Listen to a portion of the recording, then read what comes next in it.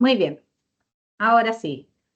Muy buenos días a todos y a todas. En nombre de todas las firmas KPMG que operan acá en Sudamérica, les damos la muy cordial bienvenida. Mi nombre es Karin Eggers, soy Head de ESG de la práctica de KPMG en Chile y también tengo un rol de co-liderar el South American Cluster en materias de ESG. Hoy día tenemos un interesante panel y una interesante exposición. Sabemos que Sudamérica contiene gran parte de las cadenas de suministro de grandes empresas del mundo. Sabemos que estamos en una economía abierta con relaciones comerciales con Europa, por lo tanto, lo que vamos a conversar hoy es material para muchas de las empresas, incluso a veces sin saberlo. Quiero saludar y agradecer a mis colegas que nos acompañan desde Europa, a Ruth Guerra, que es socia y que ha estado trabajando, de hecho, con nosotros en KPMG Chile y uno de nuestros clientes en materias de CBAM. Ella es abogada y está a cargo de todo el International Trade and Policy Leader para también el Hub de Descarbonización que opera en Europa. Así que muy bienvenida, Ruth. Gracias por acompañarnos. Hemos aprendido mucho de CBAM también de la mano de nuestros colegas de KPMG en Francia. También nos acompaña Alexander Weissman y del doctor Luis Tomás Montilla, y Romina Tomás y también los tres de la firma de KPMG Alemania, pero van a hablar en español. Alexander es Senior Manager de la región de Europa a cargo de todo lo que es cadena de suministro, de supply chain. Así que bienvenido, Alexander. Luis Tomás tiene acento argentino, pero vive hace mucho tiempo en Alemania. Él es también Senior Manager de la parte de auditoría, riesgos y compliance y nos va a hablar sobre CSRD. Y Romina, que es Assistant Manager que ve temas de ESG y particularmente nos va a hablar de todo lo que tiene que ver con la data y la tecnología, que sabemos que es uno de los grandes desafíos para implementar estas normativas y estas regulaciones de disclosure o de divulgación de algunos aspectos específicos de las normativas europeas. Así que, Majo, si quieres, puedes avanzar poniendo la presentación, mientras más gente ya se va incorporando. No sé cuántos tenemos, 227. Tenemos gente de diferentes países, así que muy bienvenidos y bienvenidas todas. Ahí se está viendo, estoy recién compartiendo. Esperamos que se vea bien. ¿Sí? ¿Sí? Ya, perfecto. Avanza nomás. Dale nomás, Majo. Bueno, ahí teníamos entonces a quienes estábamos presentando recién. Muchas gracias a nuestros colegas por acompañarnos y por orientarnos. Yo creo que eso es algo valioso de KPMG, que los conocimientos globales los logramos finalmente ajustar, traducir e implementar regionalmente. Ese es un ejemplo que, como comentábamos con CBAM, ya está ocurriendo acá en Chile y en otros países, Brasil con CSRD, con CDDT. Así que es un lujo tener a este nivel de expositores. Muchas gracias. Adelante. ¿Qué es lo que vamos a ver hoy? Vamos a ver un pequeño panorama, un breve resumen de qué son estas normativas nuevas. Vamos a ver específicamente CBAM, que es el impuesto al carbono, que ya se está implementando en Europa, con diferentes niveles de madurez en cada uno de los países. Ahí Ruth nos va a comentar. Vamos después a enfocarnos en el alcance 3, que sabemos que es donde están los principales desafíos y que es muy complejo de abordar. Están los grandes riesgos también de las empresas, sus cadenas de suministro, no solamente en emisiones, que es lo que vamos a ver hoy día, también están los principales riesgos e impactos en términos de derechos humanos, en términos de biodiversidad. Por lo tanto, hoy vamos a tener un experto justamente, que es Alexander, en lo que es supply chain. Vamos a ver también la directiva CSDDD o CSDDD, de debida diligencia, y luego la directiva sobre reporting o divulgación, la CSRD.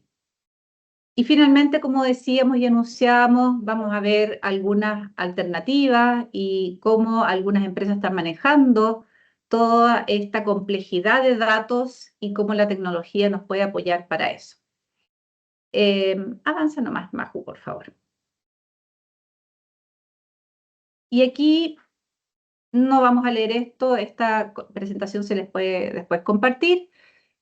Sabemos, y me cuelgo de lo que conversamos en algunas instancias, en la última conferencia del World Business Council for Sustainable Development, donde están las empresas líderes a nivel global, analizábamos las últimas tendencias en materias ESG de sostenibilidad, particularmente para este año.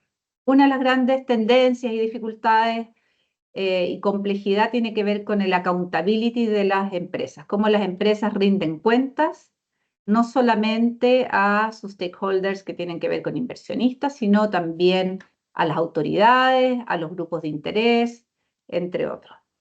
Por otro lado, sabemos que ha habido un aumento de exigencias y regulaciones para los temas ambientales, sociales y de gobierno corporativo, y eso va a seguir así como también una proliferación de taxonomías verdes. Tenemos algunos países en Latinoamérica que ya están saliendo con taxonomías verdes. México salió, pero tenemos Chile, tenemos el caso también de Panamá, de Colombia, que están en camino y todo esto, bueno, un poco impulsado o traccionado por lo que está pasando en Europa. Acá en Latinoamérica siempre decimos, bueno, lo que pasa en Europa, ¡pum!, 2 años después nos repercute acá. Y ahí el llamado a que las empresas puedan anticiparse, puedan mirar qué está pasando en otros países y prepararse para estas nuevas exigencias que van en aumento.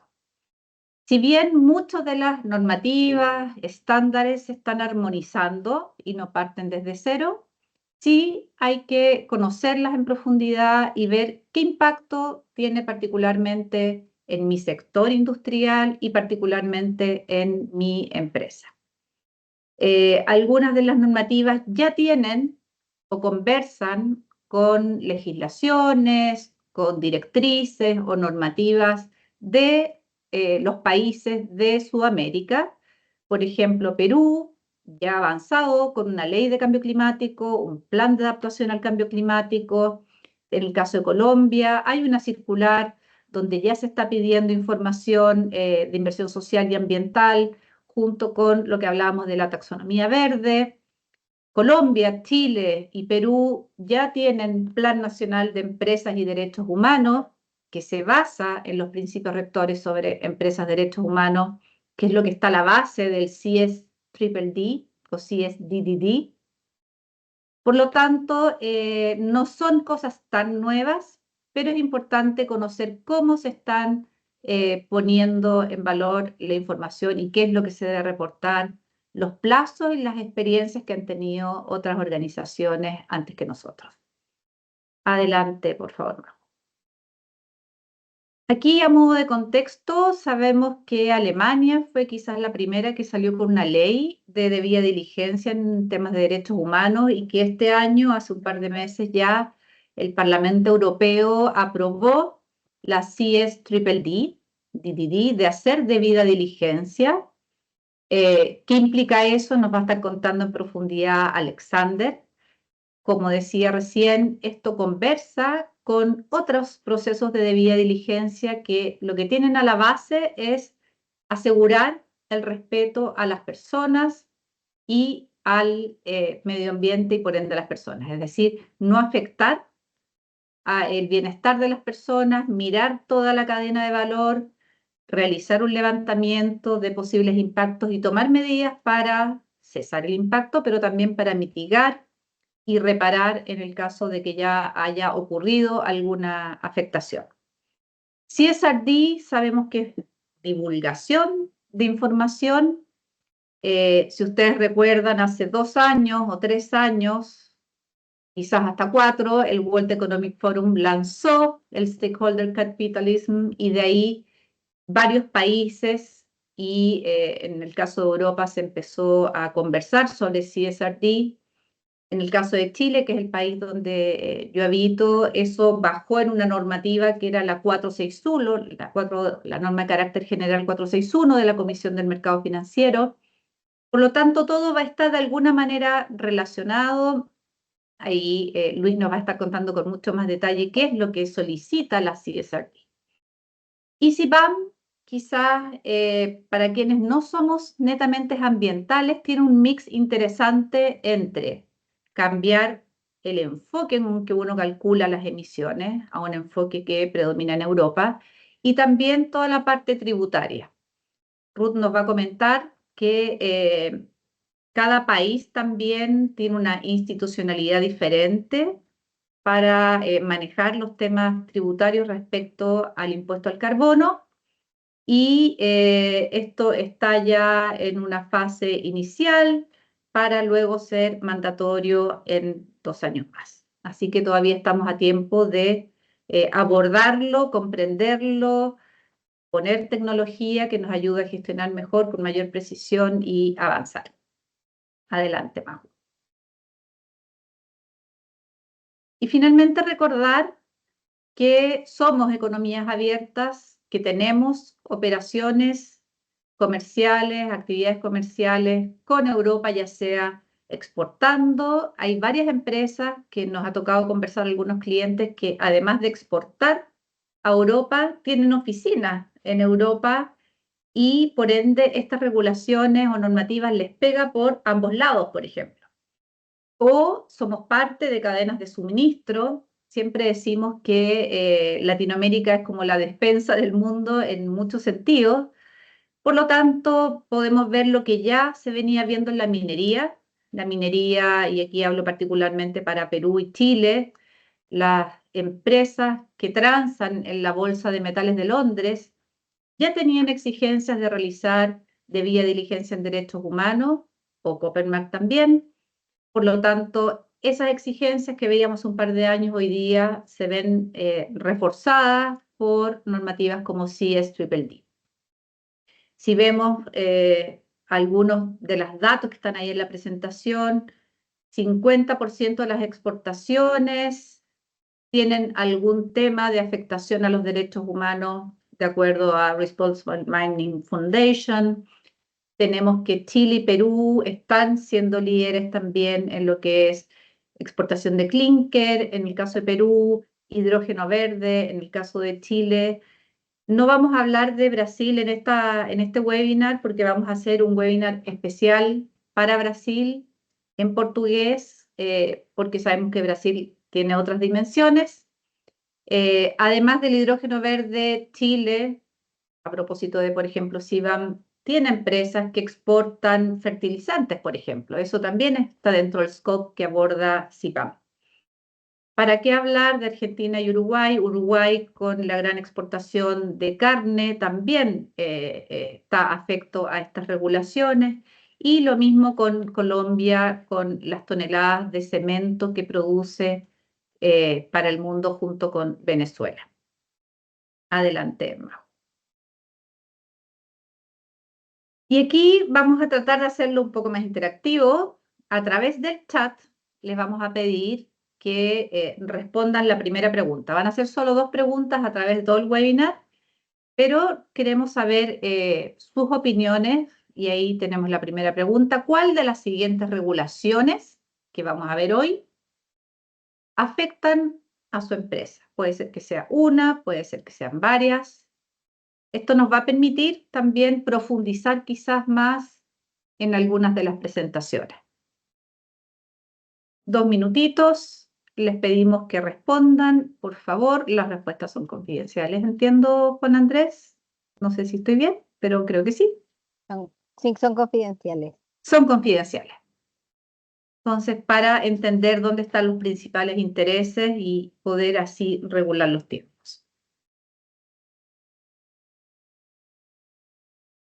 Ahí quizás Juan Andrés me puede comentar cómo vamos con las respuestas. Si venimos bien, Tenemos, eso, dale, Juan. sí, tenemos que un 43% considera que le afectará la directiva de reportes en sostenibilidad, un 37% la directiva sobre debida diligencia en sostenibilidad, un 15% el mecanismo de ajuste en frontera por carbono y un 5% alguna otra de las regulaciones que conversamos recién. Claro, ahí dicen, bueno, más del 45% habla de CSRD, la Directiva sobre Reportes de Sostenibilidad, y CSDDD, y en menor medida CBAM, alrededor de un 15% de las respuestas hablan que les afectaría en el caso CBAM.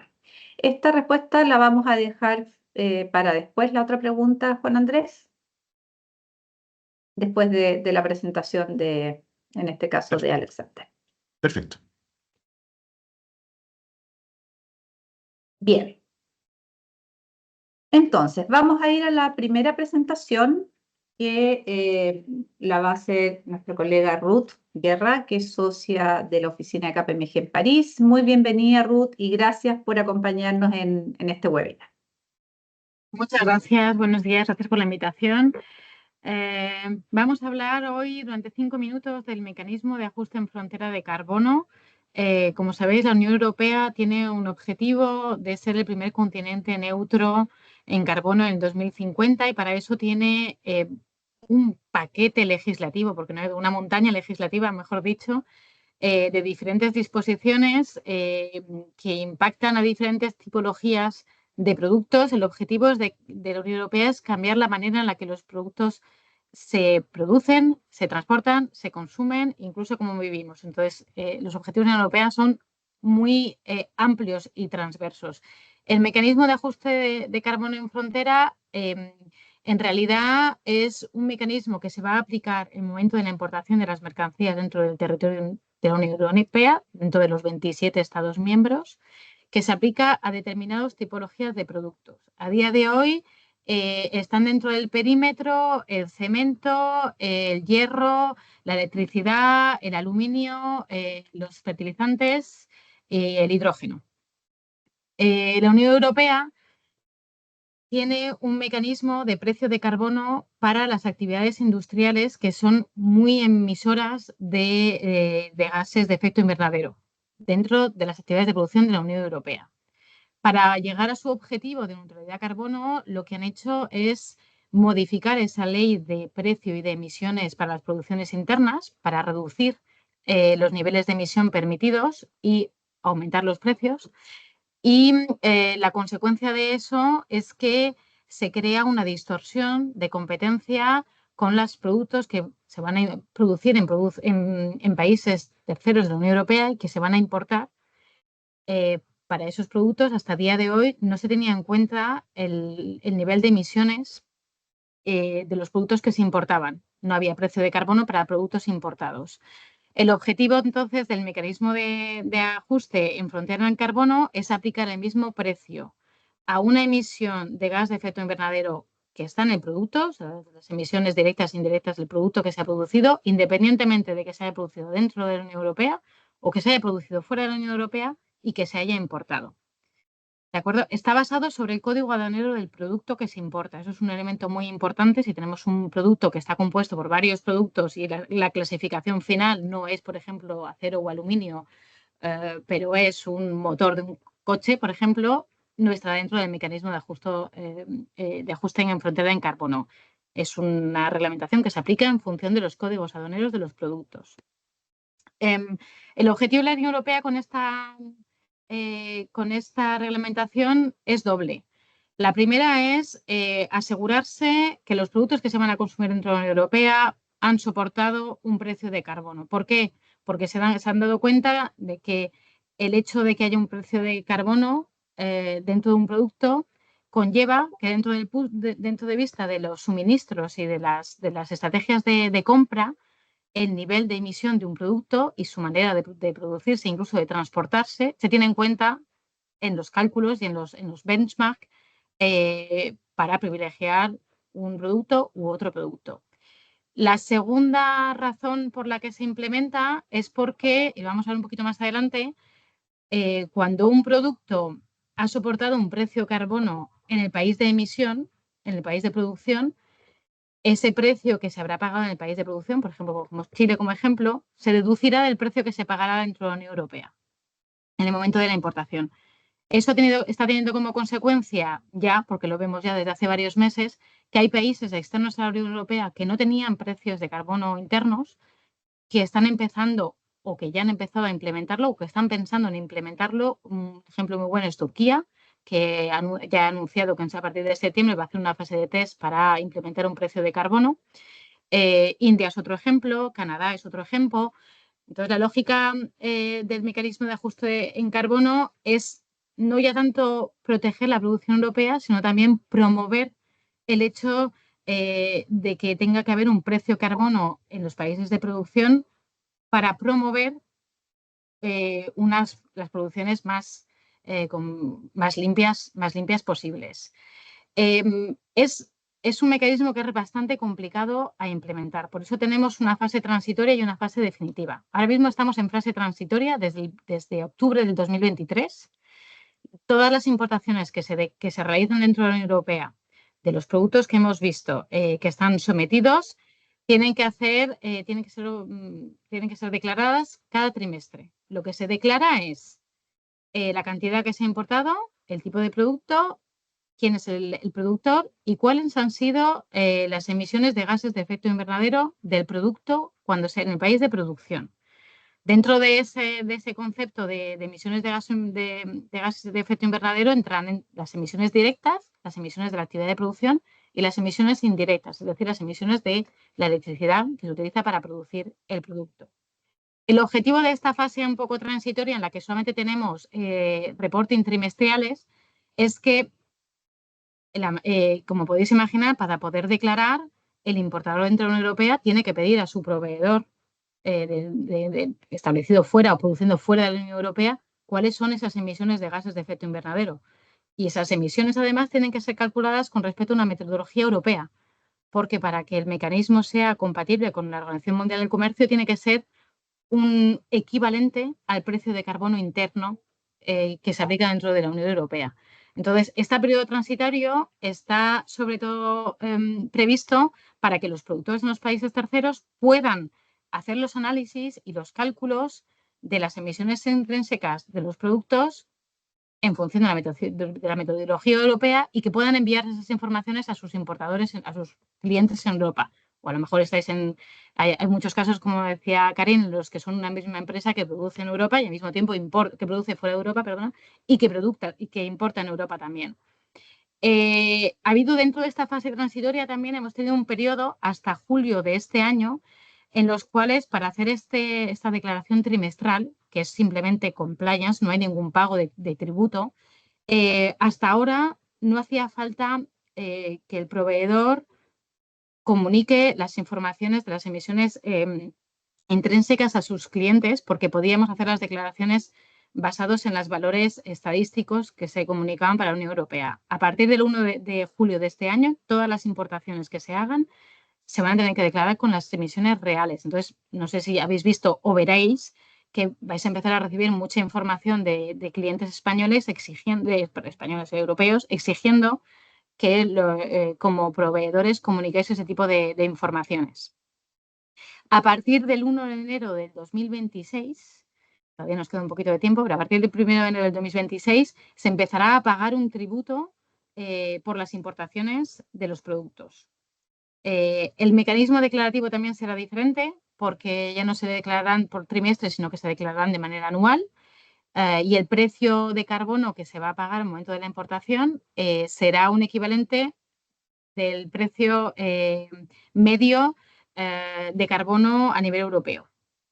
¿Vale? Otro punto que es bastante importante tener en cuenta es que a día de hoy cubre 6 tipologías de productos, como hemos dicho, cemento, hierro, acero, aluminio, electricidad, abonos e hidrógenos, pero conforme vaya evolucionando el mecanismo va a incluir otro tipo de productos, por ejemplo, todos los productos químicos, va a incluir también los productos petrolíferos, también va a incluir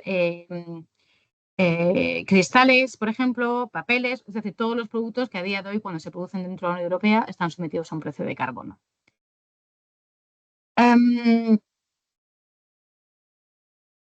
Más o menos creo que podemos pasar a la siguiente slide. Perdona.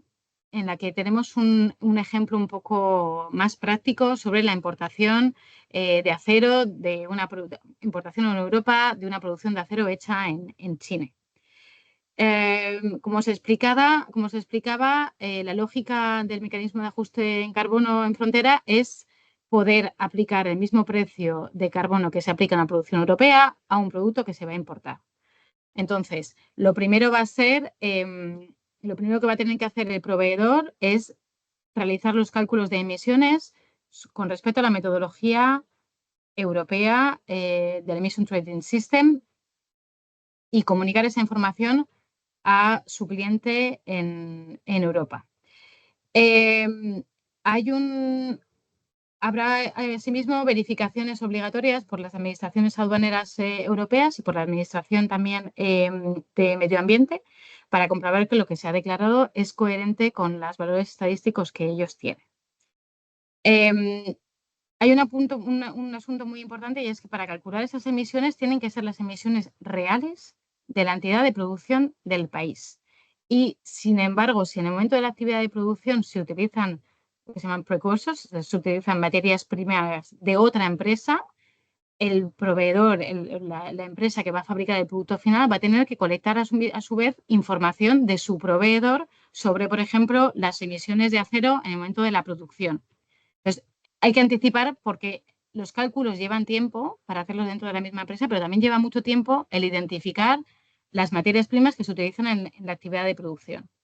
Y, por último lugar, dentro de las informaciones que va a tener que comunicar al importador o al cliente europeo, están también si en el momento de la producción en Chile se ha soportado o no un precio de carbono. Como decía, ese precio de carbono será deductible del tributo que se pagará a nivel europeo. A día de hoy no tenemos todavía ningún tributo que pagar a nivel europeo porque empezamos en el 2026, pero sin embargo es muy importante dar información sobre si en el país de producción se ha pagado o no se ha pagado un precio de carbono, porque la Unión Europea está utilizando esta fase transitoria para colectar información y determinar exactamente cuáles son las políticas de precio de carbono de los países que se van a considerar como un equivalente para venir deducidos del precio de carbono. ¿Vale? Aquí os hemos puesto, por ejemplo, el ejemplo de Chile, en el cual hay un precio de carbono que es un poco regional y hay una diferencia con respecto al precio europeo. El precio europeo de carbono evoluciona, es un mercado libre, evoluciona muchísimo. Hemos estado a principios de años más o menos a 80 euros por tono de CO2 emissions y ahora mismo estamos más bien a 50 y sin embargo el año pasado llegamos a 100. Entonces fluctúa muchísimo durante el día. Otro asunto que os quería comentar, porque hemos decidido enfocar hoy sobre el CBAM, que es una reglamentación que afecta exclusivamente a productos de producción. Sin embargo, hay otra reglamentación, que es la reglamentación sobre deforestación importada, que también tiene aplicación extraterritorial como el CBAM, porque necesita la información de los proveedores.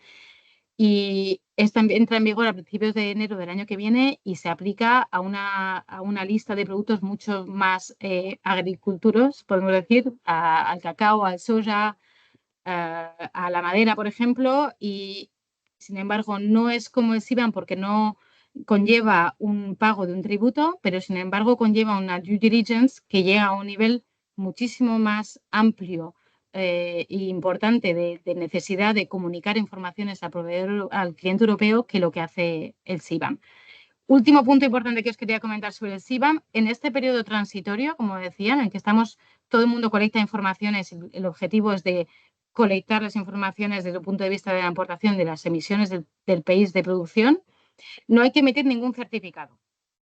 Sin embargo, a partir del 2026, si queréis, como proveedores y productores de fuera de la Unión Europea, valorizar las emisiones reales de vuestros productos e incluso valorizar el hecho de que se ha pagado un precio de carbono en el país de producción, eso va a tener que estar atestado por una tercera parte. A día de hoy todavía no tenemos la lista, no tenemos ni siquiera las condiciones de ese tercero de confianza que va a venir justificar y emitir una atestación sobre las emisiones reales de la empresa en el momento de la producción y también el precio efectivo que ha pagado de carbono. Y si no se tiene esta atestación, en el momento de la importación, el importador no podrá ni tener en cuenta las emisiones reales ni deducir el precio de carbono que ya ha pagado su proveedor. Y me paro aquí. No sé si hay alguna pregunta en el chat, no me ha dado tiempo Gracias, a Ruth. comprobar. Sí, hay algunas preguntas que ya se respondieron, pero bueno, algunas que quedaron pendientes es si bien esto se aplica a productos y bienes, si existe algo relacionado para los servicios, por ejemplo, servicios de transporte. Y otra pregunta... Transporte, lo digo ya, transporte a día de hoy no está dentro del perímetro del CBAM porque no está dentro del perímetro del Emission Trading System europeo. Ya está dentro de las previsiones a partir de 2026, final de 2025 deberíamos tener unas disposiciones en las que se empezará a incluir las emisiones del transporte dentro del CBAM. Seguramente tendremos un periodo transitorio, porque no tenemos mecanismo a día de hoy todavía para declararlo, pero mínimo 2027 se debería empezar a incluir. Perfecto. ¿Y qué sucede si se ha demostrado, dice, la neutralidad de las emisiones de carbono en el país de producción? Si en ese caso, ¿cómo aplica este impuesto? Vale. A ver, pregunta muy interesante. La neutralidad solamente se puede demostrar con el pago de un precio. Las compensaciones voluntarias no entran en cuenta dentro del CBAM. Entonces, siempre va a haber una emisión positiva, inevitablemente. Se podrá neutralizar si hay un precio de carbono pagado en el país de producción que se considere equivalente por la Unión Europea. Eso podrá neutralizar. Pero el Voluntary Carbon Market no entran dentro de la parte de deducción del CBAM. Perfecto, podemos seguir entonces. Gracias. Hola, buenos días, muchos saludos desde Alemania. Entramos en las emisiones de alcance 3. ¿Y por qué? Porque 80% del carbono está en el alcance 3 y más concreto en actividades upstream o aguas arriba, en bienes y servicios comprados. Así, para dar un ejemplo, una empresa de automoción en Europa con unas ventas de 5 billones afrenta en total unos 150 millones de costes de carbono. Así, la pregunta es, ¿cómo reducirlo? ¿Y dónde está el impacto y el efecto más grande? Y es 3.1 en la mayoría de las empresas y las industrias. Si vamos a la siguiente página, entramos un poquitín en el viaje complejo de la reducción. Y la mayoría de las empresas hoy en día tienen cálculos basados en los gastos. Pero ¿qué pasa si la mano de obra va más caro? O si hay, digamos, inflación, cambios de precio, el carbono no cambia. Así, los gastos, la base da poca exactitud. Hablamos de un margen de error de 30%. Y normalmente el cálculo es bastante complejo, costoso, y la mayoría de las empresas lo hacen con Excel sin tecnología de automatización. Pero vemos en el mercado que muchas empresas empiezan su viaje con el cálculo por actividades. ¿Qué es esto? Imaginamos una bicicleta que tiene un manillar o 4 de bicicleta o neumáticos y tiene una lista de materiales. Y digamos que tienen 10 plantas y digamos 1000 diferentes productos. Así entramos en el ERP System y analizamos a través de lista de materiales y calculamos por las cantidades comprados, vendidos, precisamente el alcance 3. Y claro, al principio son probablemente datos secundarios, porque han estimado lo que son los neumáticos o el manillar, pero luego con un IT, con herramientas, hay que involucrar al proveedor. Se puede mandarles el cálculo y pedirles que lo verifican, que lo ajustan, y luego sobre el viaje el cálculo se transforma del secundario al primero. Y con el viaje de la automatización total se puede tener más exactitud y más notación de reducción, incluso con escenarios de referencia e iniciativas asertivas de reducción. Un ejemplo, ¿qué es el impacto si compro mi acero en Noruega y no en Chile? ¿Y qué me costó más el acero en Noruega? ¿Qué es el impacto total en balance de mis CBAM costes o costes adicionales afuera de la Unión Europea? Esto es un viaje más largo, pero lo vemos en las empresas europeas. Si cambiamos a la siguiente página, el viaje empieza normalmente con la digitalización, así analizar los datos y hotspots. ¿Qué son los proveedores con el impacto más grande? ¿Y cómo lo podemos colaborar con los proveedores? Y aumentar la transparencia sobre las emisiones y tener bien claro dónde se puede alcanzar el efecto más grande. Luego vemos que las empresas pasan al modelo operativo y identificar e iniciar mejoras. Un ejemplo, una empresa de electrodomésticos ha identificado que el aluminio es bastante crítico en sentido de alcance 3. Y con el ajuste del diseño, colaborando con los proveedores y revisando el huella con los proveedores, podrían reducir por 30% su alcance 3, los carbonos, y también reducir los precios por 5%, pero también mejorar el medio ambiente y los derechos humanos. Pero lo más importante, podrían mejorar la calidad por sus productos. Así, esto es una oportunidad de revisar y chequear por mejoras.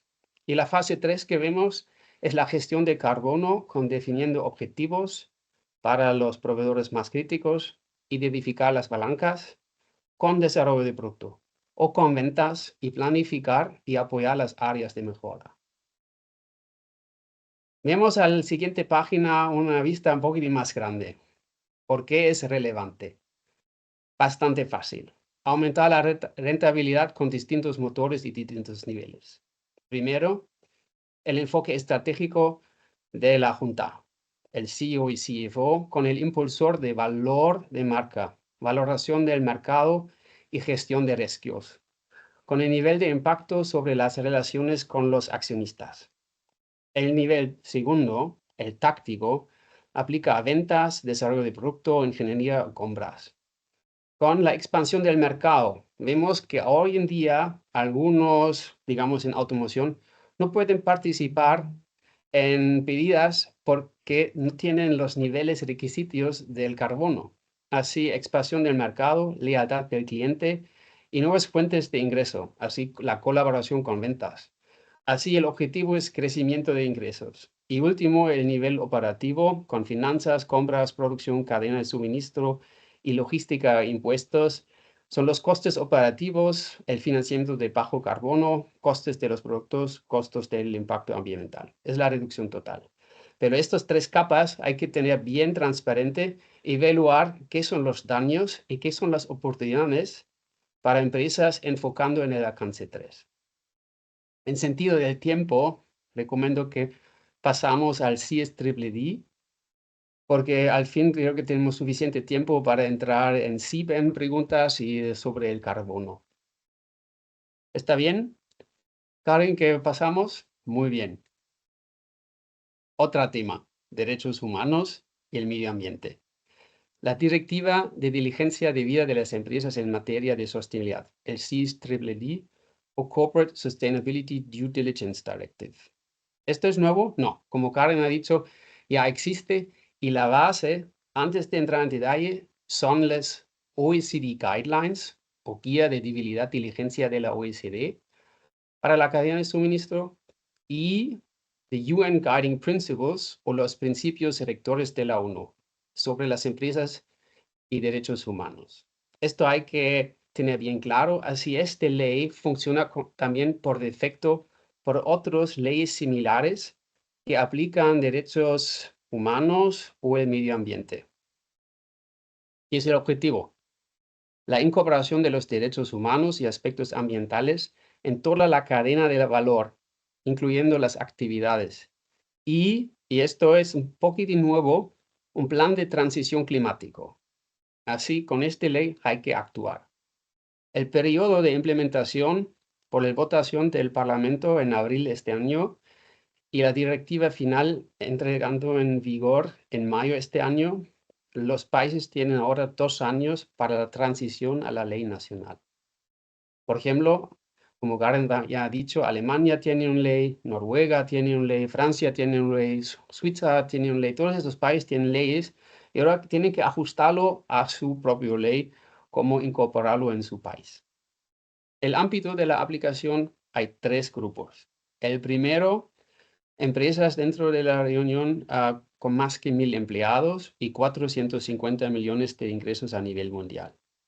El grupo 2, empresas que operan en Europa con más que 400 millones de ingresos. Y el grupo 3, con acuerdos de franquicia, licencia, si los derechos de licencia son mayor de 20.5 millones y ventas netas globales más que 80 millones de euros.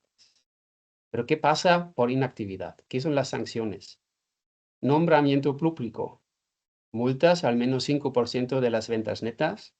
Y esto es especialmente interesante por los miembros de la Junta, responsabilidad civil por daños y perjuicios. Y con esta ley hay que tener bien claro que el enfoque no es dentro de los empleados, es alrededor, el ambiente, alguien de la cadena de suministro o alguien que está afectado porque sus derechos humanos o el medio ambiente está afectado. Así, el ambiente del riesgo está aumentando porque hay un enfoque afuera de la empresa y esto hay que considerarlo. ¿Qué son las obligaciones? Primero, integración de la dirigencia debida en las políticas y sistemas de gestión de riesgos. Es la base, el sistema de riesgos. Y también considerando que hay leyes similares y uno no quiere hacer 3 sistemas de riesgos, sino uno propio. Por eso, la referencia a la debida diligencia de la OECD o los principios rectores de la ONU. Segundo, identificación, evaluación y priorización del impacto adverso real y potencial en los derechos humanos y el medio ambiente dentro de la área comercial propia y en los proveedores y los business partners de nivel 1, lo llamamos Tier 1, y nivel 2, Tier 2 o más. También la implementación de medidas preventivas, adoptar medidas correctivas para detener o minimizar las infracciones, un compromiso significativo con las partes interesadas, un establecimiento de mecanismo de notificación y quejas. Si alguien en la cadena de suministro quiere quejarse o una persona privada, debe tener la posibilidad. Así, este mecanismo hay que implementar y asegurar que las quejas están bien tratadas y documentado y procesado. Realizar controles de efectividad y comunicación pública de las diligencias debidas implementadas. Vamos a hablar más de esto luego con mi compañero Luis. El tema es de enfoque, así para recordar derechos humanos, riesgos medioambientales y climáticos y plan de transición. Vamos a entrar más en detalles a la página siguiente, por favor. Una vista un poquitín general de los riesgos relacionados con derechos humanos, no está exhaustivo, y riesgos medioambientales. En derechos humanos, empezamos con trabajo infantil. ¿Qué es trabajo infantil? Hay que definirlo bien. ¿Con qué edad empieza el trabajo infantil? Ahí tenemos ya una complejidad. Hasta tráfico de personas, libertad de asociación, negociación colectiva, hasta derechos de los pueblos indígenas a las tierras. La lista es bastante larga y hay que tener bien claro si alguien en la cadena de suministro sus derechos humanos son violados o tiene problemas con esto. Y cuando hay notificación sobre una violación, hay que actuar. En riesgos medioambientales tenemos hasta la diversidad biológica, especies en peligro de extinción, mercurio, hasta residuos peligrosos, una lista que también está relacionado con los derechos humanos. ¿Qué efecto tienen riesgos medioambientales a los derechos humanos? Y además, si uno está en la empresa del grupo 1, deben adoptar un plan para garantizar que el modelo de negocio y la estrategia sean compatibles con la limitación del calentamiento global a 1.5 grados en línea con el Acuerdo de París. Así, también hay que mostrar cómo se actúa para mejorar el medio ambiente también en temas climáticos o de decarbonización. En sentido, ¿qué es el plan y qué son las actividades al mejor esfuerzo de una empresa? Pasamos, por favor, a la siguiente página. Damos un ejemplo práctico, una empresa colombiana productora de café. Si esta empresa tiene más que 450 millones de euros durante un año en la Unión Europea, está sujeta a la CSRD. ¿Qué son pasos claves y acciones prácticas que pueden emprender hoy mismo? Porque aplicar el sistema que hay que tener cuesta. ¿Por qué cuesta? ¿Por qué dura? Porque hay que poner sobre la mesa todas las funciones involucradas. No es una función. Hay que hablar con alguien que sabe de medio ambiente. Hay que hablar con alguien de compras que maneja los proveedores. Hay que hablar con alguien de ventas que habla con los clientes. Hay que tener tal vez un abogado que sabe muy bien dónde se pueden tener problemas o no. Hay que hablar con los que hacen los reportings. Así empieza la complejidad. Así, el primer paso puede ser aumentar la transparencia en su cadena de valor y sus actividades, con comunicación abierta y comprensible. Significa tener la transparencia, significa juntar todas las funciones involucradas. Luego, identificar los riesgos medioambientales y derechos humanos asociados a su cadena de valor, con análisis exhaustivo de la cadena de suministro y de los agentes implicados. ¿Qué pasa si hay un accidente? Tal vez una polución de un río o algún accidente natural con, digamos, con terremoto. ¿Qué pasa? ¿Qué son los riesgos medioambientales de este incidente? Luego, tercero, evaluar su panorama político, compromisos y responsabilidades, evaluando las políticas y prácticas de la empresa y impacto de sus actividades. Cuesta tiempo. Y al fin, evaluar su sistema de quejas y prácticas de debida diligencia para gestionar los riesgos medioambientales y derechos humanos identificados. ¿Cómo está la homepage? ¿Puedo acceder? ¿En qué idioma? ¿Cómo voy a procesar esta queja? Esto hay que implementar, alinear y esto significa tiempo. No es una cosa de pocos meses. Cambiamos a la siguiente página. No hemos hablado del reporting. Reporting es una clave grande y esta ley tiene un link muy fuerte con el CSRD que luego Luis, mi compañero, va a hablar. Y ahí, a nivel muy general, 3 sinergias que hay que considerar. Análisis de riesgo, también que hay que parte en el CSRD. La declaración de política, el procedimiento de quejas y otras sinergias, pero en sentido del tiempo voy a pasar a Luis para entrar más en CSRD detalles y ahí creo que vamos a escuchar también algo de CSRD. ¿Hay algunos minutos para algunas preguntas, Alexander? Em, Acá preguntan respecto a la normativa, ¿cómo se aplica este esquema en el caso de una empresa latinoamericana, por ejemplo, del Perú, que es parte de una corporación de Noruega? ¿Cuáles serían las obligaciones y requerimientos de esta empresa en Perú y su diferencia con las de Noruega? Si hay un límite entre eso, por ejemplo. Por favor, ¿puedes repetir la pregunta? Porque no estaba seguro si es sobre las entidades o la ley de Noruega. Perdona. Claro, dice, ¿cómo se aplica estos esquemas en el caso de una empresa que opera en Latinoamérica, en Perú, y que es parte de una corporación en Noruega? ¿Cuáles serían las obligaciones, requerimientos de la empresa latinoamericana? ¿Serían las de Perú o las de Noruega? O sea, ¿cuáles se aplican? ¿Si las de Perú o las de Noruega? Muy buena pregunta. Hay varias capas.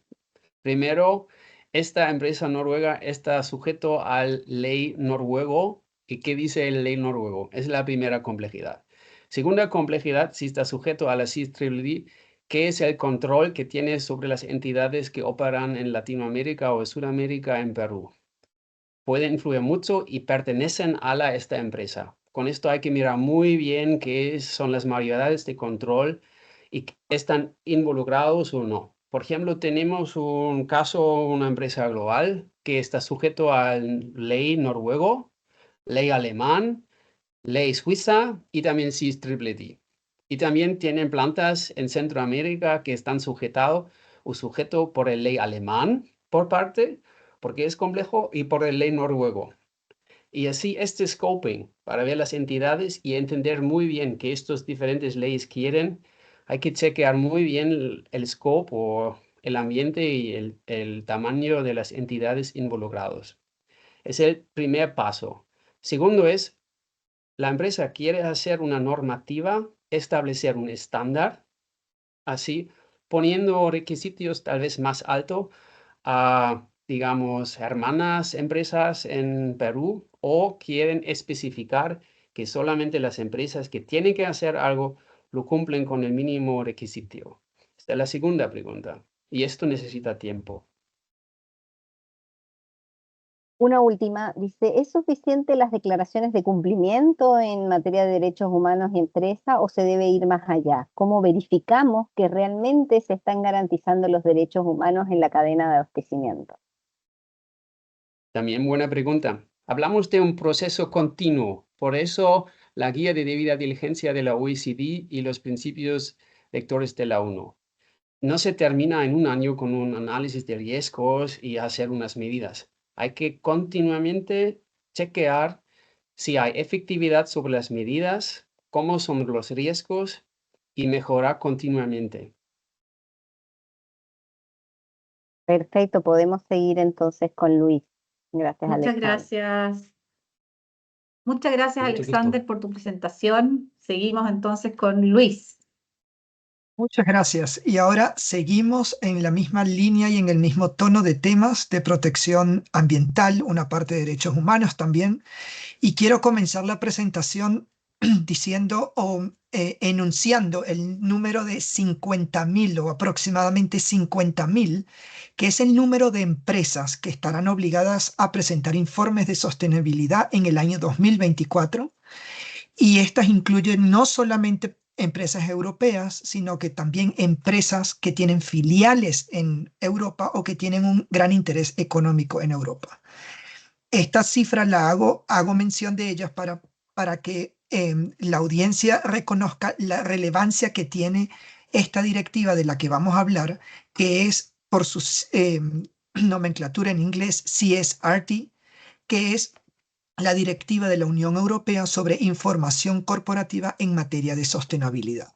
Y es en 2024 cuando realmente entra en vigor, con las consecuencias para el 2025, que no son otras que la presentación de informes sobre criterios ESG. Y estos informes están dedicados o están orientados a revelar impactos de las empresas que tienen repercusión ambiental y social, como también para la empresa en sí y la repercusión que ellas tienen sobre el medio ambiente y sobre la gobernanza, afectando tanto el negocio como la afectación que produce el negocio. Y es allí donde podemos ver el objetivo principal de esta directiva, que es de una manera consecutiva, año tras año, pretende dar a los informes de sostenibilidad una misma relevancia que a la que tienen los informes financieros, basados en la directiva sobre información no financiera. Una de las preguntas que ya nos han hecho es sobre el impacto de esta directiva, y creo que es pertinente hacerlo ver aquí, porque esta directiva tiene una gran repercusión en todo lo que tiene, que ver de la cadena de valor de producción de un producto. Y esto tiene ya un efecto dominó a lo largo de toda la cadena, y que impulsa a las empresas y las incentiva a adoptar prácticas sostenibles en las operaciones en las redes de proveedores. Por ejemplo, tiene impacto en los productores, los cuales están incentivados a implementar actividades agrícolas sostenibles, a los proveedores para demostrar a los consumidores los procesos de manufactura y de producción en ciertos rubros. Tenemos también los impactos a procesadores y fabricantes, ya que en el área de alimentos, por ejemplo, se busca reducir la huella ambiental, que son todos puntos de datos que se pueden y se tienen que reportar en los informes de sostenibilidad. Hay también, por supuesto, impactos en minoristas, impactos en distribuidores, pero en general hay un impacto muy general, que es el aumento de transparencia y de trazabilidad en la cadena de valor, y en la cadena de valor de cualquier rubro que se puedan imaginar, porque la CSRD no está específicamente diseñada para un rubro, sino para todas las áreas económicas. Es por eso que la directiva, y es lo que escribimos allí en el objetivo en la parte superior izquierda de la diapositiva, que busca proporcionar una transparencia que ayude a los actores relevantes a evaluar el mejor rendimiento de las empresas y aumentar la sostenibilidad en la Unión Europea. El periodo de implementación. El periodo de implementación ha sido también una pregunta que nos hicieron llegar al momento de registrarse en esta sesión del webinar. Y ustedes pueden ver allí en esa línea muy claro que lo pusimos para ello, la aplicación sucesiva que tiene en diferente tipo de empresas. Dependiendo el tipo de empresa con el que nos encontremos, entonces va a depender el año a partir del cual se va a hacer los reportes. Pese a que son los estados los que deben transponer la directiva en el derecho nacional, en sus ordenamientos jurídicos, estas series de fases son de obligatorio cumplimiento dentro de la directiva. Y es por eso que en el año 2029, por ejemplo, es cuando ya se deberán hacer reportes con empresas con matrices que no sean pertenecientes a la Unión Europea. Pero eso no quiere decir que es apenas en 2029 donde una empresa extranjera desde el punto de vista europeo tiene que presentar informes, ya que dependiendo el tipo de actividad, dependiendo el tipo de interés económico que existe en la Unión Europea y el número de trabajadores, pues al cumplir con 2 de los requisitos, ya la empresa va a estar obligada a preparar los reportes. En una primera línea, por supuesto, tenemos las empresas más grandes, que son las empresas que cotizan en una bolsa europea, y así sucesivamente para otros tipos de empresas. Ahora bien, ¿qué sucede cuando hay inactividad o cuando hay incumplimiento? La naturaleza de la directiva no permite en el contexto legislativo europeo implementar sanciones directamente cuando hablamos de directiva, cosa que es diferente en el caso de los reglamentos. Es aquí donde cada jurisdicción europea tiene la capacidad, la potestad basada en la tradición jurídica de imponer diferentes tipos de sanciones. La directiva solamente exige que sean efectivas, que cumplan el principio de proporcionalidad y que sean disuasorias. Es por eso que lo que se busca es tener un comportamiento correctivo y no afectar en prima facie a las empresas que tengan un altísimo impacto económico que las lleve a una insolvencia o a una quiebra. Es por eso, sin embargo, que nosotros recomendamos que todas las empresas tienen que estar al día y tienen que estar actualizadas en los posibles de las diferentes legislaciones en los países específicos de la Unión Europea donde ellos tienen un interés comercial, porque las sanciones pueden ser diferentes en España o pueden ser diferentes en Alemania. Para cumplir con la CSRD, las empresas tienen que recopilar y consolidar grandes volúmenes de datos. Eso ya no es un secreto debido al tipo de información que hay que publicar.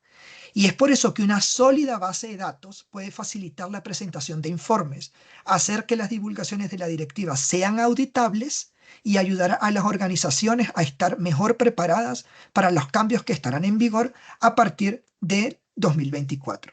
Y es aquí donde el trabajo de Karin, conjuntamente con Alexander y conmigo, donde ayudamos a nuestros clientes, sobre todo, a utilizar los medios tecnológicos necesarios para poder recabar toda la información y crear el tipo de análisis que necesitan o que exige la directiva para hacer los diferentes tipos para hacer el tipo de reporte.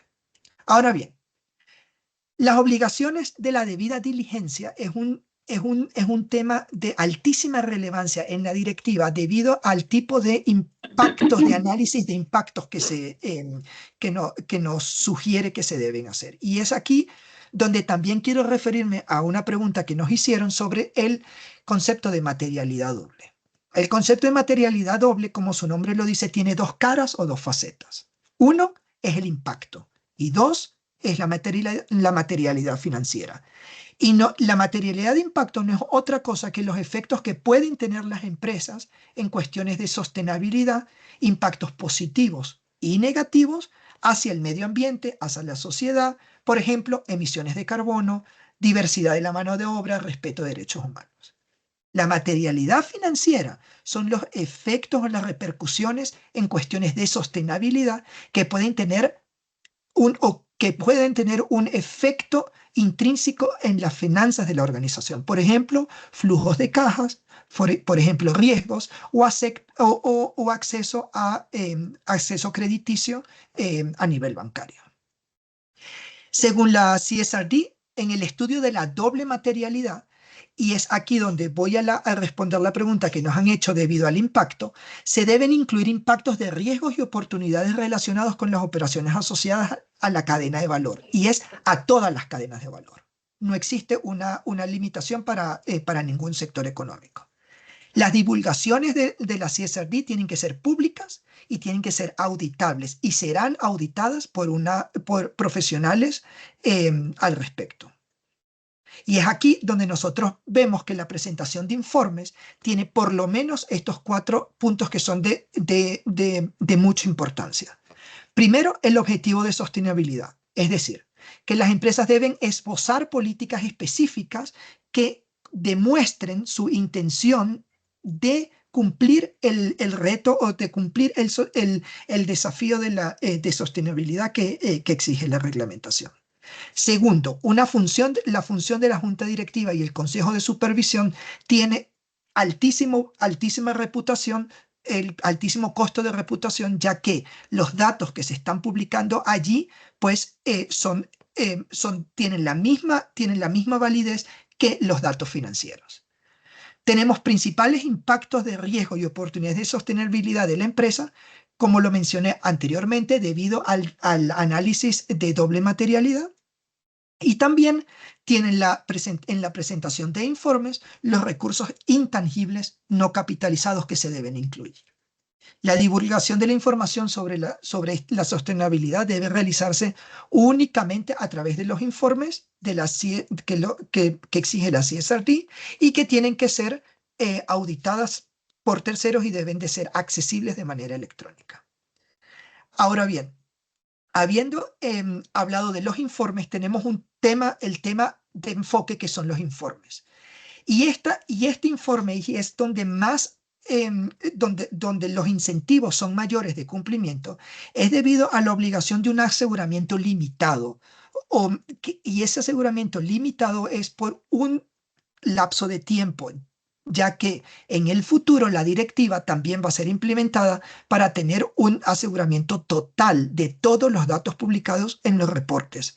Y es por eso que es esencial utilizar buena calidad de datos para poder preparar los informes. En la siguiente diapositiva nosotros hemos preparado un caso práctico de un grupo textil argentino que la información que pueden ver allí, pues en este caso el grupo argentino tiene un negocio combinado de 150 millones de euros durante 2 años consecutivos y está sujeto a CSRD. Ya que vamos a distribuir las diapositivas al final, me voy a limitar solamente a referir qué es lo que nosotros hacemos con nuestros clientes, con cómo los ayudamos y cómo desarrollamos el proceso para tener el cumplimiento debido a la directiva. Primero, se trata de construir una cultura interna donde nosotros podamos, donde se pueda producir los datos necesarios para hacer cumplimiento con la directiva. Segundo, hacemos una evaluación del impacto que va a tener la directiva en el sector específico en el que está nuestro cliente. Y después vemos cuál es el grado de madurez que tiene el cliente al que estamos ayudando para luego implementar los sistemas de gobernanza necesarios y también implementar las metodologías que no son estrictamente desarrolladas por la directiva, pero que tienen nos dan las columnas principales para aplicarlas a cada sector económico y a cada tipo de empresa. Ahora bien, Alex mencionó anteriormente lo que vamos a ver en las siguientes 2 diapositivas y lo voy a hacer de una manera muy breve, ya que las sinergias que hay entre la CSRD y la CSDDD son imposibles de no verlas. Sin embargo, nosotros tenemos que resaltar que la directiva CSRD es una directiva que nosotros en el jergón popular la llamamos una directiva de transparencia. ¿Por qué? Porque lo que nos está obligando es a divulgar una información, pero no nos da exactamente una línea base desde dónde tenemos que comenzar. O sea, nosotros no tenemos una escala de evaluación, pero lo que la directiva dice es tienes que publicar, basado en los UNGPs, de los cuales habló Alex, y en las directrices de la OSD también, y en las directrices de la Organización Internacional del Trabajo y sus 8 tratados internacionales sobre el derecho del trabajo. Del otro lado tenemos la CSDDD, que es una directiva que es mucho más parecida a una ley. ¿Por qué? Porque lo que nos dice es, para usted estar en debido cumplimiento, tiene que implementar la debida diligencia. Y la mayor parte de esta directiva lo que hace es decirnos cómo es lo que tenemos que implementar. Y en la parte de abajo nosotros vemos en esta diapositiva cuáles son hasta ahora, de una manera muy preliminar, las sinergias que nosotros hemos visto partiendo desde el punto de vista de la implementación de una debida diligencia. Hay instituciones de gobernanza dentro de la corporación que van a ser idénticas, y tenemos también información producida por el impacto de doble materialidad que se va a utilizar para hacer también el informe de CSDDD. Sin embargo, y es lo importante del CSDDD, es que esta directiva es la que me crea a mí la obligación específica de implementar una medida necesaria. Y la CSRD lo que me pide es que publique lo que yo ya tengo. O sea, si CSDDD me dice implemente tal medida, y si CSRD me dice como ya la tiene, por favor publíquela. Y es allí donde hay una enorme sinergia y donde podemos pasar a la siguiente diapositiva, en la que explicamos más o menos en líneas generales cuál es nuestro approach o cómo nosotros hacemos el enfoque a los temas. Y no es otra cosa que hacemos un ejercicio que cuesta mucho tiempo y cuesta mucho tiempo y mucho esfuerzo humano por la cantidad de personas envueltas en el proceso, donde nosotros vemos desde el punto de vista de todas las legislaciones que hay, incluyendo CSRD, CSD, EU Taxonomy, los aspectos de gobernanza que están considerando, y nosotros realizamos una especie de gráficos y vemos dónde está la congruencia o dónde están las sinergias de ellos. Y a partir del punto más oscuro, o sea, donde hay mayor sinergia, es allí donde empezamos a asesorar sobre la implementación a nivel corporativo y a nivel global en todas las corporaciones. Esta metodología de armonizar todos los sistemas de gobernanza de una empresa parece un poco lógico, pero es una metodología relativamente nueva. Hace 5 o 10 años se hablaba mucho más de hacer tratamientos separados para cada una de las legislaciones. Sin embargo, podemos ver el tsunami de legislaciones en materia de ESG que nos están abordando a nivel mundial, como lo mencionamos al principio de la presentación, que nos hace tener o utilizar mecanismos mucho más pragmáticos y más efectivos para poder garantizar la compliance a nivel global. Con esto termino mi presentación. Muchas gracias.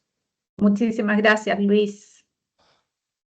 Muchas gracias, muy interesante. Y bueno, algo que tanto Alex como Ruth y como tú mencionaban es cómo La calidad de la data tiene que ver también con cómo capturamos y damos trazabilidad a esa data, y para eso la tecnología es fundamental. Así que adelante a nuestra siguiente expositora, Romina, para que nos dé esta última presentación y luego abrimos un espacio de preguntas. Adelante, Romina.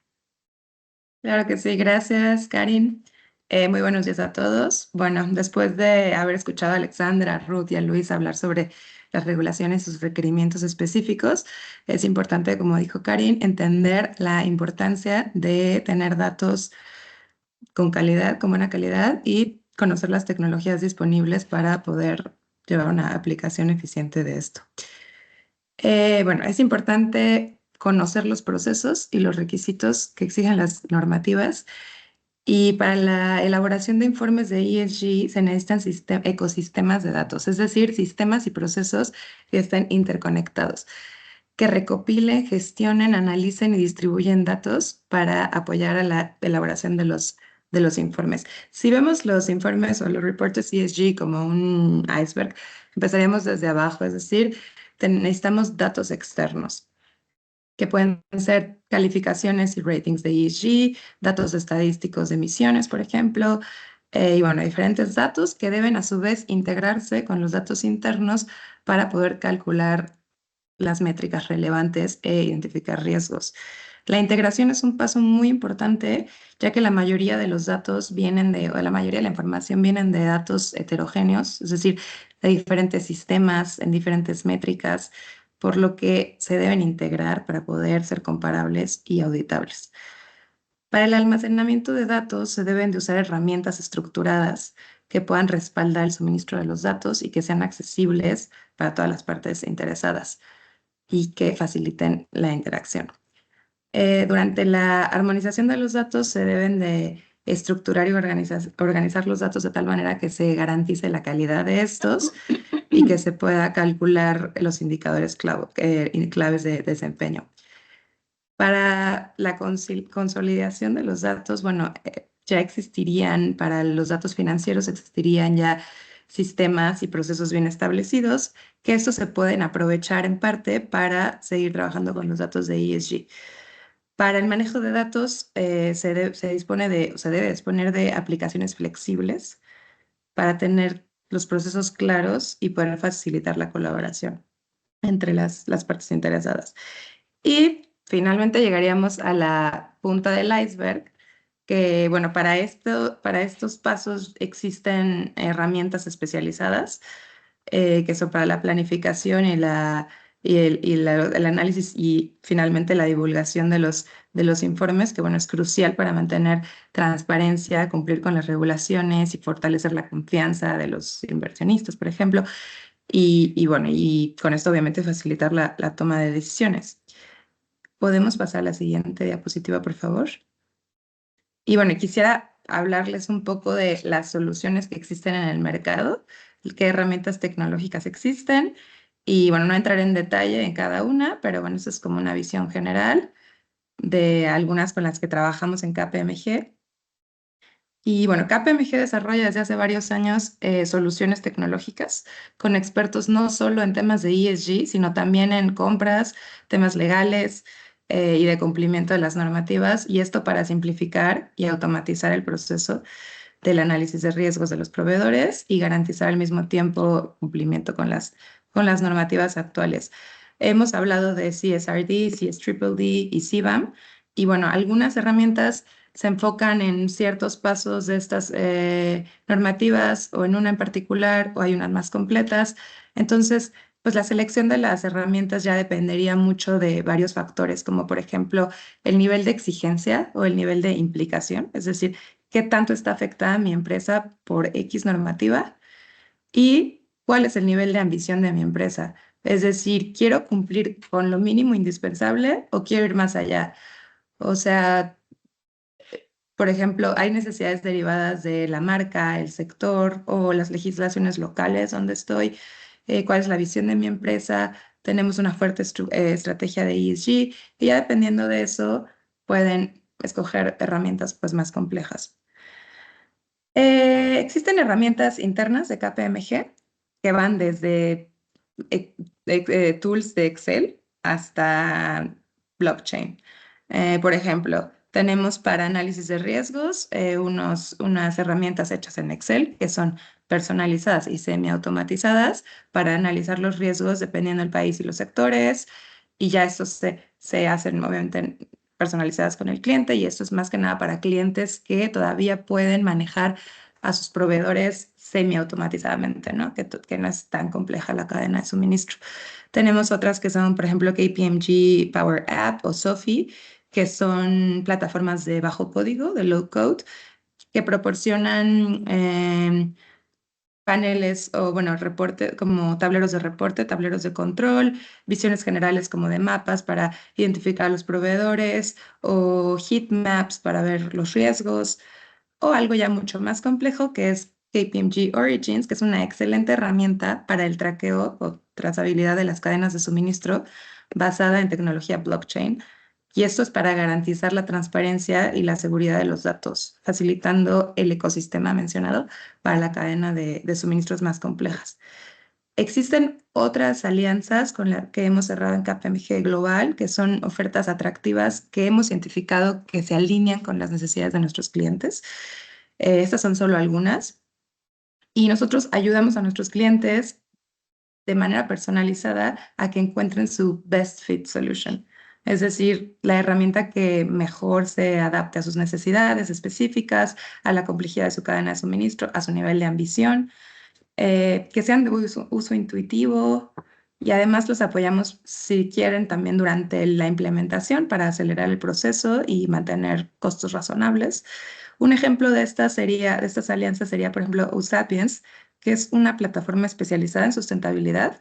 Su fuerte es el enfoque en el cumplimiento normativo e identificación de riesgos. También es muy fuerte en temas de decarbonización, ya que tiene muy buen cálculo de huella de carbono, temas de circularidad, track and trace, de cadenas de suministro en tiempo real, y esto permite a las empresas pues, monitorizar cada etapa del proceso, y desde la obtención de la materia prima hasta la entrega del producto final. Existen otras soluciones como Microsoft o SAP, que tienen también una amplia gama de productos para ESG. Y como mencionaba, para la punta del iceberg en temas de reporting están Workiva y Targeting, que son especializadas en la divulgación de los reportes de sustentabilidad. Otras herramientas importantes que existen, que tal vez hayan escuchado ya, son Prewave, Integrity Next, Ftrace o ServiceNow. Y bueno, antes de elegir una herramienta de trabajo se debe de preguntar, ¿es realmente necesario profundizar e invertir en una herramienta especializada, o más bien puedo ampliar y adaptar las herramientas que ya usamos actualmente? Eso como primer paso. Y bueno, en resumen, como mencionó Karin, los datos y la tecnología son de suma importancia para la trazabilidad de la cadena de suministro, para el cumplimiento de las legislaciones, para la implementación de las leyes de ESG y para la elaboración de reportes. Las soluciones tecnológicas hoy en día están transformando la forma en la que las empresas operan, porque permiten una gestión más sostenible y transparente. Y sí, bueno, ya he llegado a mi tiempo. Muchas gracias por la atención. Y ahora les doy la palabra a Karin para el cierre y los siguientes pasos. Muchísimas gracias, Romina. Súper interesante. Bueno, hay muchos desafíos. Sabemos que Latinoamérica no es Europa. A veces escuchamos esto y nos deja de darnos un poco de frustración porque tenemos otros presupuestos, otras complejidades. En Latinoamérica la cantidad de pymes, de empresas pequeñas y de menor tamaño o medianas es grande. El tema de la informalidad del trabajo. Somos el continente más desigual de todo el mundo. Entonces, a veces esto puede abrumar. Lo bueno es que todo lo que hemos hablado de estas directivas, de alguna manera las empresas ya han dado los primeros pasos. Eso no se parte en casi ninguna de estas directivas o normativas desde cero, y también es la oportunidad de poder anticiparse. Me estaban confirmando que ya las preguntas han sido, la mayoría ha sido ya respondida a través del chat. Vamos a compartir la presentación también a las 600 y tantas personas que se inscribieron vía mail. Y bueno, además está decirle que tenemos un equipo de Latinoamérica que, como mencionábamos, trabajamos en alianza con nuestros diferentes hubs y expertos a nivel global. Acá tienen algunos de ellos desde Europa que trabajan en conjunto con los equipos de Latinoamérica. Me gustaría quizás, si pudiéramos pasar a la siguiente slide, donde están los contactos, que ahí tenemos a los líderes de algunos de los países que hoy día están acá presentes con sus correos. Cualquier duda más específica, por favor, contacten a Romina, Ítalo, Marcelo, Tiago y Yaneli, que están por ahí en la audiencia también. Y quizás a modo de wrap up, los últimos 5 minutitos, algunas ideas claves para quienes no pudieron estar, además de dejar ahí la invitación para un webcast específico sobre la EUDR, que es la normativa de deforestación europea y que también aplica para varios productos que producimos, valga la redundancia, acá en Europa. ¿Cómo estamos en los minutos? Dejo el wrap up. Quizás algunas preguntas, algunas palabras de...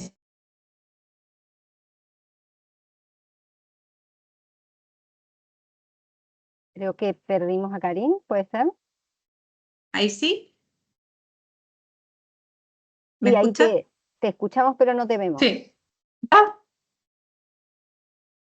algo pasó con mi cámara. Ya, no importa, pero estoy acá. Pero quizás algunas preguntas o comentarios de cierre que quisieran agregar alguno de nuestros expositores.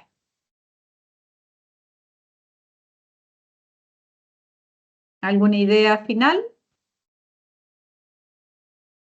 Bueno, ¿No? me lanzo. Bueno, quizás contigo, Ruth, hay alguna pregunta relacionada a la relación entre el CSRD y las industrias controladas o las industrias que afectan el CBAM también.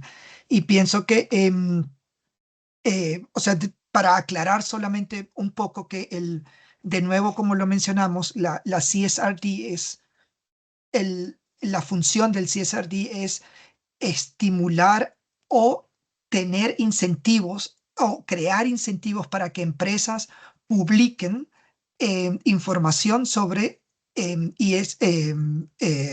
sobre temas de sostenibilidad en cualquier tipo de industria que se desempeñen, y la única diferencia que va a haber es a partir de cuándo aplica. Y eso se está haciendo de forma cronológica. El CBAM y el CSRD no se puede ver exactamente como normas que se complementan o como que limita una de la otra. Son dos normas totalmente, o sea, son normas diferentes que tienen un sentido diferente también, y el CBAM tiene el enorme componente de la actividad fiscal debido a la puesta en mercado, pues. No sé si tú, Ruth, puedes complementar un poco Sí. para... Sí, comparto completamente. Son reglamentaciones diferentes con objetivos diferentes. Sí que es verdad que la información que se colecta para determinados tipos de productos y determinados tipos de flujos para CBAM se puede utilizar como información para la CSRD, pero porque tienes esa información, pero son reglamentaciones completamente diferentes en perímetros, en tipología de productos, en manera de intelligence, son completamente diferentes. Yo lo único que añadiría en complemento es un poco lo que explicaba Karin, que a nivel europeo tenemos muchas tipologías de reglamentaciones, hemos abordado algunas son muy amplias, otras son muy específicas, sobre todo las que son tributarias relacionadas con determinadas tipologías de productos. Si hacéis comercio con la Unión Europea, tenéis que tener esa visión muy amplia de todos los tipos de reglamentaciones que se aplican a día de hoy y las que van a venir, porque dentro de 3 días tenemos el Digital Passport para alguna tipología de productos. También tenemos una parte sobre economía circular y obligaciones de etiquetaje en la parte textil.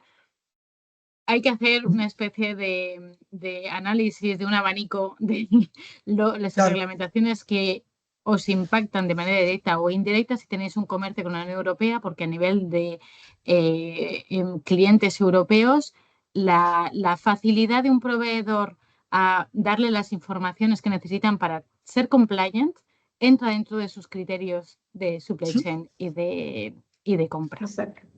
Y bueno, y vemos que hay un movimiento desde lo voluntario hacia lo mandatorio a nivel global, Exacto. que también parte en Europa, pero acá en los países de Sudamérica también está pasando. Y este énfasis en tener data, y siempre hablo con los colegas financieros, la contabilidad lleva 500 años, la data ESG no lleva tanto, pero va muy rápido. Entonces, ¿cómo podemos obtener realmente, capturar, que es lo que decía Romina, data que sea de calidad, trazable, comparable y auditable? Acá en Latinoamérica todavía las assurance, las verificaciones de la data extrafinanciera o ASG es en general voluntaria, y alrededor del 30% de las empresas en algunos países verifican, muy poco. Bueno, eso también se va a ir moviendo para hacerlo más exhaustivo. Y bueno, está interesante. Yo creo que lo importante es ir avanzando paso a paso y apoyarse en tecnología para hacerlo más fácil y más exhaustivo también, de todas maneras. Estamos en el tiempo. Muchas gracias a nuestros colegas de Europa que nos acompañaron hoy. Además que todos en perfecto español, así que muchísimas gracias. Gracias a todos los asistentes y las asistentes de la región. Vamos a tener también ahí en los contactos de cada país por si alguno de ustedes queda con alguna duda en específico, y gracias también al equipo ahí organizador, Maju, Juan Andrés, Camila y Nacha. Eso, un abrazo para todos y muy buen día. Gracias. Gracias.